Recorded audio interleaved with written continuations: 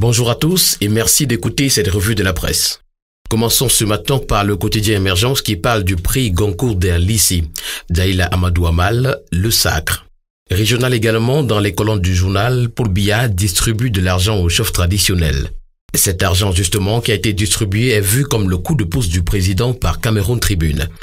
Alors que les dispositions légales sur le financement des campagnes électorales ne les prennent pas en compte, le président de la République, Paul Biya, a décidé hier de l'octroi d'une dotation spéciale en faveur des candidats représentant le commandement traditionnel pour les régionales de dimanche prochain.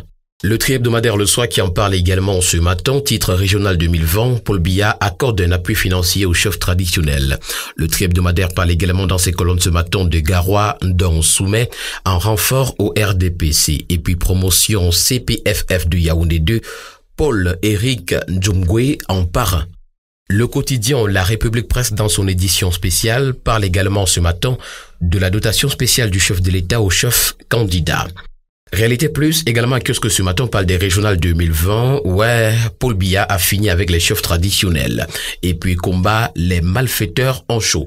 Ouest également, Célestine Kétiakoutès évalue les chantiers de la CAN 2022. Le journal au quotidien qui parle également de l'exécution des chantiers du ministère de l'Habitat et du Développement urbain dans la région de l'Ouest, titre ce matin, mention très bien. D'après le journal Matila, les chantiers relevant du Chan et de la CAN sont passés au scanner par le ministre de l'Habitat et du Développement urbain Célestine Kétiakoutès. Élection régionale également et les CAM amorcent le dernier virage. Ministère des Travaux publics, l'embellie sous Emmanuel Nganou-Djoumessi, titre le journal Matila en pied de une ce matin. L'hebdomadaire Afrique Performance s'intéresse au régional dans la Sanaga maritime. Remobilisation des troupes à Idéa, titre le journal en grande une. Également, ministère de l'Éducation de base, 57,42 milliards de francs CFA de financement supplémentaire pour le PAREC. Plaidoirie parlementaire, le rejet pour la protection des droits de l'enfant. Et Bolova, les jeunes scolarisés récompensés par François-Xavier Ménier-Ondo. D'après la lettre de la Bourse, également parue ce matin, Louis Yinda a le profil de l'emploi au sujet des régionales 2020 en tant que président de la région du littoral. La région du littoral retient son souffle, toutes les attentions sont portées sur la personnalité qui aura la faveur des conseillers. Décentralisation également, 10 questions pour comprendre le processus, la tutelle de l'État, le rôle du juge administratif, nouvelles compétences à transférer aux communes et aux régions, financement, le budget rectificatif, les compétences des régions à statut spécial, l'organe exécutif dans le statut spécial, l'organe délibérant dans le statut spécial, le Public Independent Conciliator. Le journal parle également ce matin de BDIAC, un programme d'emprunt obligataire de 300 milliards de francs CFA validé. Et puis marché financier, la refonte des textes réglementaires enfin lancée. Le régulateur du marché financier de la CEMAC vient de rendre public un avis de consultation publique. La Nouvelle Expression, dans sa parution de ce jour, s'intéresse à la Covid, la dialyse hors cas, Nietzsche et Tal Manaouda. Le député de la Nation vient de faire d'autres révélations fracassantes sur la question de coronavirus à travers par exemple le don du magasin Orca dont on se souvient du Famerie, un partage de 50 milliards de francs CFA géré par le Minsanté en 3 mois dans les marchés spéciaux. Une véritable bombe à fragmentation qu'il balance en pleine session parlementaire, demande de la démission de Manaouda et une enquête parlementaire sur ce Covid-Gate. Le quotidien Le Messager qui parle également de santé ce matin parle de crise des insuffisants rénaux. Forte odeur de corruption au Minsanté, titre le journal. Un marché spécial de 20 000 kits de dialyse passé livré express à plus de 796 millions de francs CFA alors que les malades meurent à Marois et à Bertois.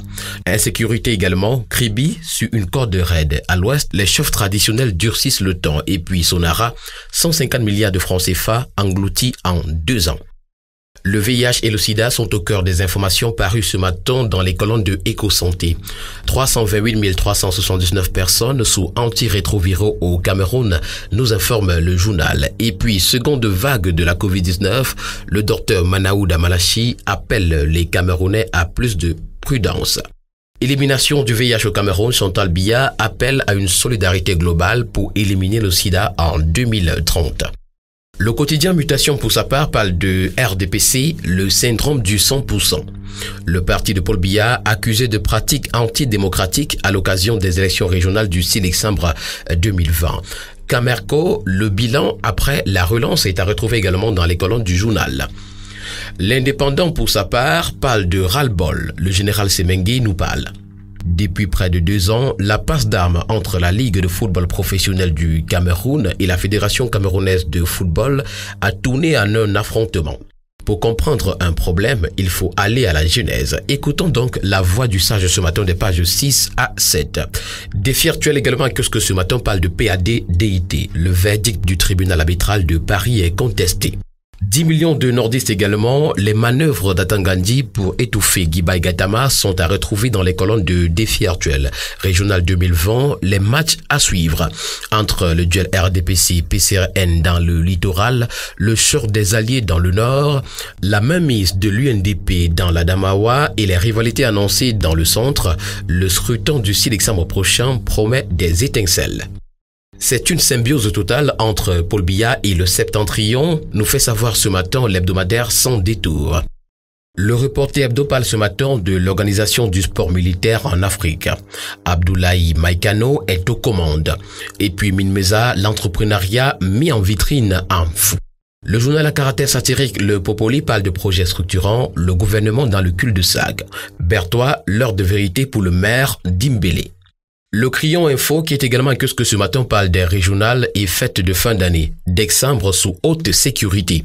D'après le journal, le mois de décembre qui vient d'être amorcé est au centre de toutes les attentions des responsables administratifs et sécuritaires du pays. Dans les colonnes de Crayon également ce matin, ville de Lolodov, malédiction ou abandon. La question est posée ce matin par le journal. Le jour parle des femmes battues, le lourd silence.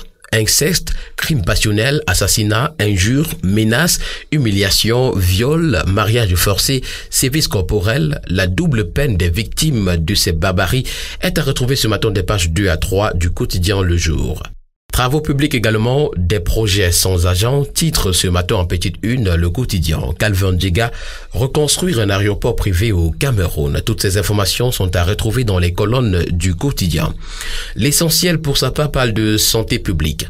Alors que toutes les attentions sont portées sur la pandémie du coronavirus, le VIH-Sida est toujours présent, toujours virulent, toujours mortel. Le sida donc n'est pas mort. Mesdames et messieurs, stop et fin de la revue de presse de ce jour. Merci de l'avoir écouté. Passez une agréable journée.